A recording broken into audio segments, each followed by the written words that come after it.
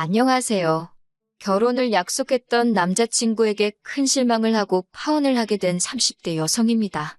이런 남자 때문에 버린 제 지난 시간을 생각하면 속이 상하다 못해 쓰려서 입에서 단내가 날 지경이에요. 남자친구라고 부르고 싶지도 않지만 마땅한 호칭이 떠오르지 않아 일단은 편의상 남자친구라고 할게요. 남자친구와는 소개팅으로 만났어요. 내키지 않는 소개팅이었지만 주선자가 너무 괜찮은 사람이라며 자기 입장 한 번만 생각해서 나가달라고 하더라고요. 사실 주선자는 저와 그렇게 가까운 사이는 아니었는데 남자친구가 주선자의 핸드폰에서 제 사진을 보더니 꼭 소개를 해달라고 하더랍니다. 자기 이상형에 가깝다면서요. 그리고 남자친구는 주선자의 선배였기 때문에 거절할 수가 없었다고 하대요. 운동하는 쪽이라서 선후배 관계가 좀 더 어렵다고 저한테 한 번만 부탁한다고 매달리는데 좋은 일하는 셈 치고 알겠다고 했어요. 소개팅을 한다고 해서 꼭 사귀어야 하는 건 아니잖아요. 그렇게 만나게 된 남자친구는 키도 크고 체격도 좋고 솔직히 제가 여자치고도 작고 왜소한 편이라서 뭐랄까 저하고 반대인 이성에게 끌리거든요. 그래서 처음 남자친구에 대한 인상이 나쁘지 않았어요. 남자친구야 뭐 이미 저한테 호감을 갖고 나온 자리라서 그런지 제 기분을 맞춰주려고 노력하는 게 눈에 보였고요. 이후로도 남자친구가 워낙 적극적으로 다가왔고 그래서 소개받은 지 2달이 채 되지 않아 연인 사이가 되었습니다. 여담이지만 제 덕에 자기가 기가 산다며 주선자가 너무 고맙다고 밥을 다 사주더라고요. 그렇게 남자친구와 연애를 시작했는데 생각지도 못한 남자친구의 면을 보게 되었으니 그건 바로 남자친구의 주사였습니다. 저도 대학교 다니고 사회생활하면서 주변인들로부터 여러 가지 다양한 주사를 많이 봐왔지만 남자친구의 주사는 제가 여지껏 본 것과는 좀 다르더라고요. 그건 바로 깨물고 꼬집기였어요. 그 큰 덩치를 한 남자가 술만 취하면 바로 옆에 누가 있건 간에 깨물고 꼬집고 그러더라고요. 특히 팔이나 손가락이나 심할 때는 허벅지를요. 그것도 가볍게 물었다 놓는 게 아니라 정말 입자국이 남을 정도로 멍이 들 정도로 깨뭅니다. 아무리 사랑하는 사이라도 그런 주사를 누가 좋다고 하겠어요? 더군다나 저 같은 경우 취해도 주사라고 해봤자 어디 구석에 가서 잠이나 자는 게 전부였지 절대로 남에게는 끼치지 않거든요. 아무튼 그래서 남자친구와는 연애 초반에 몇 번 술을 마시긴 했지만 이후로는 아예 술자리를 피했습니다. 고치라고 몇 번이나 말했지만 노력해도 안 된다고 하고 그리고 솔직히 술 취한 사람이 노력을 어떻게 하겠어요? 그냥 같이 술 안 먹고 술자리에도 못 가게 하고 그런 식이었지요. 그러다 작년 어버이날이었어요. 저는 본가에서 살고 있었지만 남자친구는 서울에서 자취를 하고 있었거든요. 서울에 있는 대학에 합격한 데다가 학과 특성상 학교에 오래 붙어 있어야 하던 탓에 자취를 시작했다고요. 그리고 그렇게 독립해서 살던 사람이 대학교 졸업을 했다고 다시 본가로 들어가는 게 쉬울 리가 없었지요. 어차피 직장도 서울에서 잡아야겠다 싶어서 그렇게 서울에 자리를 잡게 되었답니다.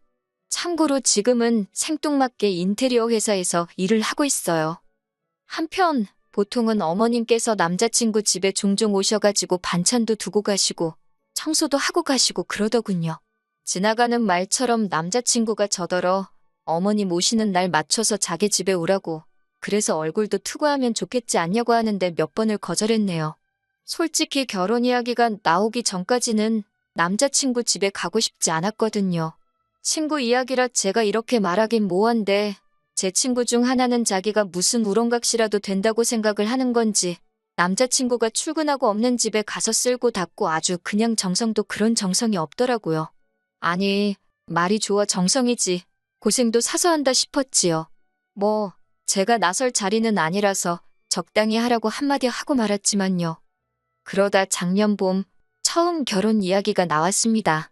그리고는 얼마 지나지 않아 어버이날이 다가오니 남자친구가 이번엔 같이 인사드리러 가자고 하더라고요. 프로포즈까지 승낙한 마당에 안 간다고 하는 것도 좀 말이 안 되는 것 같아서 그래서 내려갔어요. 서울에서 차로 2시간쯤 거리더라고요. 제가 원래 참을미가 심하기도 하고 긴장도 돼서 그런지 가는 내내 속이 좋질 않았습니다. 그렇게 도착한 남자친구의 집은 평범한 가정집이었어요. 남자친구가 이제 보니 아버님을 꼭 빼다 닮았구나 싶을 만큼 아버님도 체격이 좋으시더라고요. 어머님은 아들이라면 껌뻑 넘어가는 분이셨고요. 남자친구 집 근처 맛집에서 회를 사서 갔는데 아버님이 이 좋은 날 술이 빠질 수 있겠냐며 어디선가 소주 몇 병을 가지고 나오셨습니다. 저는 속이 좋질 않아서 술은 마시고 싶지 않았는데 어른이 주시는 잔이라 거절하기가 어려웠네요. 반면에 남자친구는 자기 부모님이라 그런지 거침없이 들이키더라고요. 그러더니 그 주사가 어디 가나요? 옆에 앉아있는 저를 깨물고 꼬집고 난리가 났습니다. 그런데 어머님도 아버님도 말리기는커녕 괴로워하는 제 반응을 재밌어 하시더라고요. 어이가 없어서 저도 술도 꽤나 취했겠다. 에라 모르겠다. 너도 당해보라는 생각으로 남자친구가 저에게 한 것처럼 남자친구 팔을 꽉 깨물었습니다. 그랬더니 남자친구가 악소리를 질렀고 그제서야 어머님께서 저더러 그래도 그렇지. 그렇게 사람을 세게 깨물면 어떡하냐고 신경질적으로 한마디 하시더라고요. 제 팔이 무슨 개뼈다귀 마냥 남자친구한테 물리고 있을 때는 귀엽다 웃기다 하시던 분이 너무 짜증이 나서 이번엔 식탁 밑으로 남자친구 발을 꾹 밟았어요. 그러자 남자친구도 취기가 올라서 그런지 그걸 참지를 않고는 저한테 야하고 소리를 지르더라고요. 그래서 왜 하고 저도 받아쳤습니다. 그리고는 어머님 아버님께 저는 속이 너무 안 좋아서 좀 쉬어야겠다 하곤 남자친구가 본가에서 지낼 때 쓴다는 방에 들어가서 자버렸어요. 솔직히 지금 생각해보면 저도 제가 무슨 정신으로 그랬는지 잘 모르겠습니다. 그렇게 몇 시간이나 잤을까요?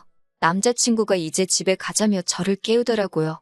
근데 남자친구가 아직 술이 다 깬 것 같지가 않았어요. 저도 마찬가지였고요. 그래서 대리 불러서 가자고 했더니 남자친구가 자기 술 다 깼는데 저더러 과민 반응이랍니다. 다행히 이때는 어머님께서 그러지 말고 제 말대로 대리 불러서 가라고 해주셨어요. 그래서 대리 불러서 왔는데 농담이 아니고 대리비만 거의 20만 원 가까이 나왔습니다. 돈이 아깝기는 했지만 누굴 탓하겠어요. 그래도 어머님 아버님 댁에서 자고 오자고 안 하는 게 어디냐 그렇게 생각했습니다. 바보같이 눈에 씌인 콩깍지 때문에 그 와중에도 좋은 점만 보려고 했던 것 같아요. 이후로 저희는 천천히 결혼 준비를 해나가기 시작했습니다. 금전적인 부분부터 시작해서 제 생각과 다른 부분도 있었고 서로 직장 문제도 있어서 뭐하나 속 시원하게 진행되지가 않더라고요. 그리고 이것 때문에 남자친구와 조금씩 다투기도 했어요. 아무리 서로 다른 두 사람이 만나서 하는 결혼이라지만 연애 때는 안 그랬는데 왜 막상 결혼 준비를 시작하니까 이렇게 다투게 되는 건지 이해할 수가 없었지요. 헤어져야 하나 그런 생각을 안 한 것도 아니었네요. 하지만 늘 결정적인 순간에 남자친구가 먼저 미안하다 손을 내밀었고 저도 30이 넘은 나이에 이 사람과 헤어지면 다른 누군가랑 다시 언제 또 시작하나? 그리고 이 모든 과정을 또 반복해야 될 거라 생각하니 답답하기도 했고요. 그래서 남자친구가 손 내밀면 못 이긴 척 잡고 그렇게 버텼던 것 같아요. 다른 사람들도 별반 다르지 않을 거라고 스스로를 이해시키면서 말이에요. 한편 그러다 지난 늦은 가을에 저희 어머니가 큰 사고를 당하셨어요. 원래도 무릎이 안 좋으신데 계단에서 넘어지시면서 그대로 고꾸라지셔가지고 무릎이 완전히 나가서 수술하고 철심을 박으셨지요. 그뿐만이 아니라 어깨도 심하게 골절이 되었고요. 병원에도 꽤 오래 입원해 계셨습니다. 그런데 남자친구가 한 번도 얼굴을 안 비추더라고요. 저는 내심 자진해서 남자친구가 먼저 언제 뵈러 가도 될 거냐, 건강은 좀 어떠시냐 하고 물어봐 주길 바랬는데 하다못해 틀에 박힌 안부 인사는 고사하고 저희 어머니가 입원을 하신 바람에 결혼 준비가 좀 늦어지는 것 같다고 서운해하더라고요. 그런 사람한테 병문안 이야기를 하기가 어찌나 구차하게 느껴지던지. 그리고 돌이켜 생각해보면 이로 인해 남자친구를 향한 제 마음이 조금씩 달라지고 있었던 것 같아요. 다만 여러 가지로 신경 쓸 일이 많다 보니 남자친구에 대한 마음을 가지고 고민할 여력조차 없었다고 할까요? 그런데 안 좋은 일은 왜 한 번에 연달아 터지는 건지 모르겠습니다. 저희 어머니가 퇴원을 하시고 얼마 되지 않았던 때였습니다. 생각지도 못한 충격적인 이야기를 듣게 되었어요. 그건 바로 남자친구의 어머님께서 간암 판정을 받으셨다고요. 너무 늦게 검사를 받으신 탓에 간암인 걸 알게 되기는 했지만 손도 써볼 수 없을 만큼 늦은 상태였답니다. 의사 말로는 길면 3-4달은 버틸 수 있을 거라길래 그때부터 남자친구와 저도 결혼식 준비에 박차를 가했어요. 집이고 혼수고 그런 건 나중에 해도 된다. 일단 식부터 빨리 올리자며. 그런데 솔직히 털어놓자면 저는 마음이 불편했어요. 저도 여자고 결혼에 대한 저 나름대로의 기대치라던가 그런 게 있었으니까요.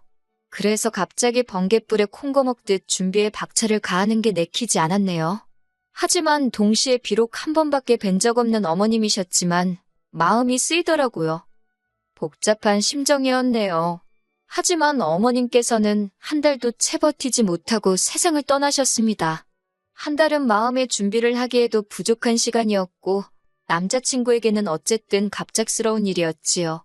그렇게 어머님 장례식장에 저는 당연히 갔습니다. 회사에 휴가를 냈고 그렇게 3일 내내 남자친구 옆을 지키며 조문객을 맞았어요. 비록 결혼은 하지 않았지만 그게 마땅히 제 할 도리라고 생각했습니다. 저희 부모님께서도 안타까워하시며 부의금으로 50만 원 보내셨고요. 그렇게 장례식이 끝나고 한 일주일쯤 지났을 때였어요. 결혼 이야기는 다시 올스탑이 된 상황이었고요. 그런 와중에 하루는 늦은 밤이었는데 밖에서 고래고래 누군가 제 이름을 부르는 것 같더라고요. 그래서 내다보니 세상에 한눈에 봐도 남자친구가 고주망태가 되어서는 아파트 단지 내에서 그렇게 시끄럽게 저를 찾고 있는 게 아니겠어요? 제가 놀라서 뛰어내려갔습니다. 그랬더니 남자친구가 제 어깨를 딱 잡고서는 저더러 한다는 소리가 저희 부모님 후회할 거랍니다. 자기가 저랑 결혼하면 저희 부모님한테 어떻게 하는지 한번 두고 보래요. 저는 이게 무슨 소린가 제 귀를 의심했지요.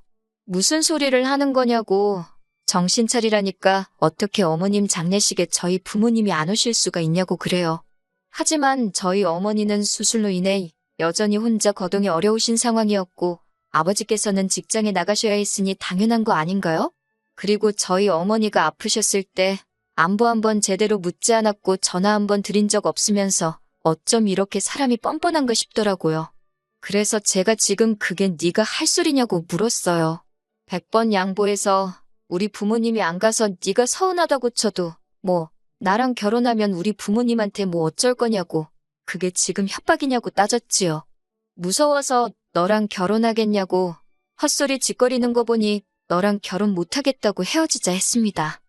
사실 그때만 하더라도 반은 진심, 반은 홧김에 내뱉은 말이었어요. 그런데 제가 헤어지자고 하니까 순간 남자친구 눈빛이 살기를 보였다고 할까요?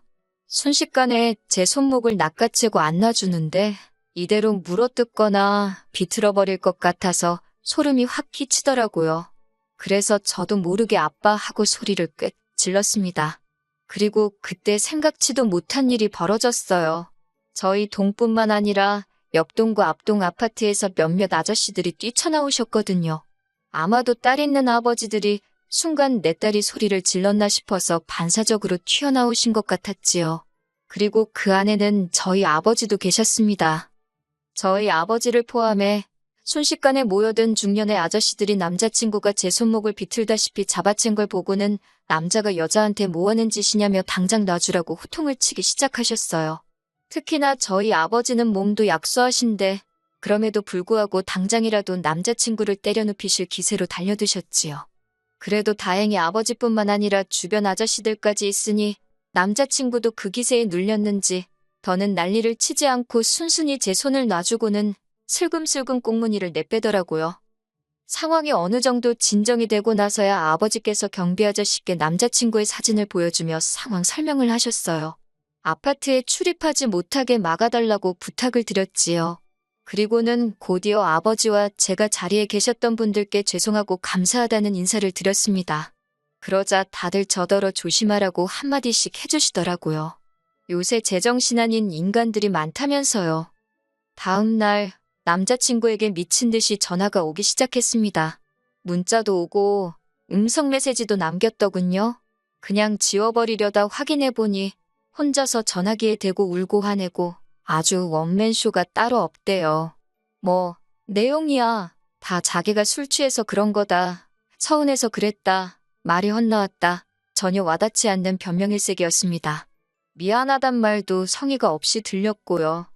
처음엔 그냥 무시할까 하다가 그러다 또 아파트로 찾아오고 할까 싶어서 결국 만나서 깔끔하게 정리를 하는 쪽으로 마음을 정했어요. 약간의 불안한 마음에 약속 장소는 경찰서 근처 카페로 정했지요. 그리고는 절 보고는 아무 일도 없던 척하며 실실 웃는 그 기분 나쁜 얼굴에 담담하게 헤어지자 했네요.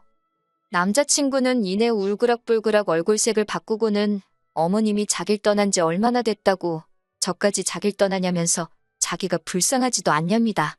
그러면서 이렇게 자기한테 상처 주면 돌아가신 어머님이 절 가만둘 것 같냐고 그래요. 그런 말 한마디 한마디에 그나마 남아있던 정까지 뚝뚝 떨어지더군요. 그리고 결국은 헤어졌습니다. 이후로 제 휴대폰 번호도 바꿨고 출퇴근 시간에는 동료랑 카풀을 하거나 아니면 아버지와 동행을 하고 있지요. 지난번 사건으로 아파트 경비 아저씨도 외부인 출입에 촉각을 세워주고 계시고요. 그리고 그날 자리에 계셨던 아저씨들이 오며 가며 아는 체를 해주시는데 그게 꽤나 의지가 됩니다. 솔직히 말하자면 힘든 시간도 있었지만 좋았던 기억도 많았기에 이별을 했다고 해서 후련하기만 한 건 아니더군요. 하지만 마지막에 보여준 그의 못난 모습, 불쾌한 행동, 악의가 가득한 표정들이 금세 그 좋았던 기억도 잊게 해줄 것 같아요. 단지 시간이 좀 걸리겠지만요. 아, 그리고 이건 여담이지만 저희 소개팅을 주선해줬던 사람한테 연락이 왔는데 아무리 그래도 그렇지 부모님 돌아가신 사람한테 헤어지자고 하는 여자가 어딨냐고 저더러 의외로 못된 구석이 있다네요. 어이가 없어서 그렇게 불쌍하면 네가 걷어주라고 쏘아붙이고는 그 주선자란 작자하고도 손절했습니다. 끼리끼리라는 말 잊지 말아야겠어요.